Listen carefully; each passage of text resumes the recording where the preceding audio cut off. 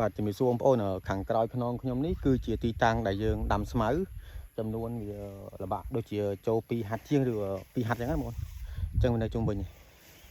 អញ្ចឹងស្មៅខាងប្លុកនេះយើងអាចប្រមូលផលបានដែរព្រោះវាអាយុវា2ខែជាងហើយនេះបងប្អូនធ្លាប់ឃើញវីដេអូខ្ញុំកាលពីក្នុងអំឡុងពេលចូលឆ្នាំអញ្ចឹងយើងកាត់អំឡុងពេលចូលឆ្នាំឥឡូវដល់ឥឡូវហ្នឹងវាអាចចូលល្បាក់2ខែ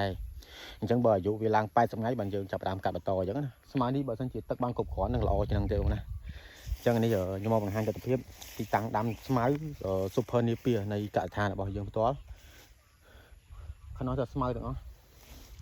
ដល់ខាងក្រោយហួសដើមខាងក្រោយបន្តិចណាអញ្ចឹងបងប្អូនច្រើនគាត់តែងតែសួរនាំខ្ញុំតាក់ទងជាមួយនឹងចង់ទិញពូជស្មៅបច្ចុប្បន្នស្មៅយើងមានប៉ុណ្ណេះក៏ភពគង់សម្រាប់គោសាច់នៅកសិដ្ឋានរបស់យើងអត់គ្រាន់ដែរដោយសារយើងនេះមានគោពូជនិងគោសាច់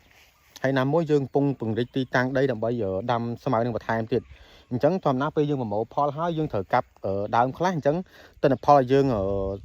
កិនឲ្យគោក៏វាបន្តិចដែរព្រោះថាយើងវាកាត់យកពូជវាខ្លាំងអញ្ចឹងណាអញ្ចឹងបងប្អូនសួរនាំច្រើនត្រូវការច្រើនទៅតងជាមួយនឹងពូជស្មៅដោយសារសូមអធិស្ឋានមែនទែនដោយសារខាងយើងនេះកំពុងតែបញ្ហាដែរគឺខ្វះពូជស្មៅសម្រាប់ដាំបន្តអញ្ចឹងនេះគឺជាទស្សនវិជ្ជាមួយចំណែកនៃការស្មៅរបស់យើង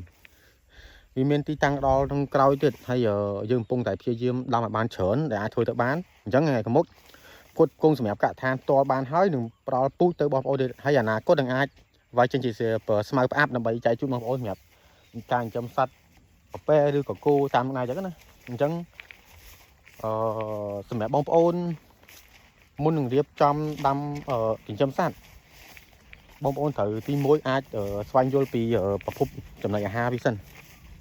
ដោយសារសាច់គោរបស់យើងនេះប្រពែសិតតែសត្វស៊ីស្មៅទេអញ្ចឹងបើយើងមានទីតាំងដាំស្មៅហើយយើងចំណេញថវិកាចំណេញច្រើនមែនទែនហើយអត់ចាំបាច់ធ្វើច្រើនទេធ្វើតែក្រោលវាទៅយើងចាំកាត់ស្មៅវាល្អហ្មងវាចំណេញពេលវេលាអញ្ចឹងសម្រាប់បងប្អូនឃើញវីដេអូនេះអាចជួយចែករំលែកបន្តិចទៅហើយបងប្អូនចង់សួរយោបល់បញ្ហា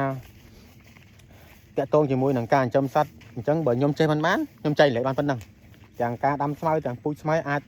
ឆាសួរនាំបានតែបើរឿងថាបងប្អូនចង់ទិញឬឥឡូវគឺអត់ទាន់មានទេពូជស្មៅផ្អាប់គឺអត់ទាន់មានទាំងអស់ដោយសារយើងគ្រប់គ្រងអត់ទាន់បានគ្រប់គ្រាន់ទេនៅកសិដ្ឋានយើងអញ្ចឹងណា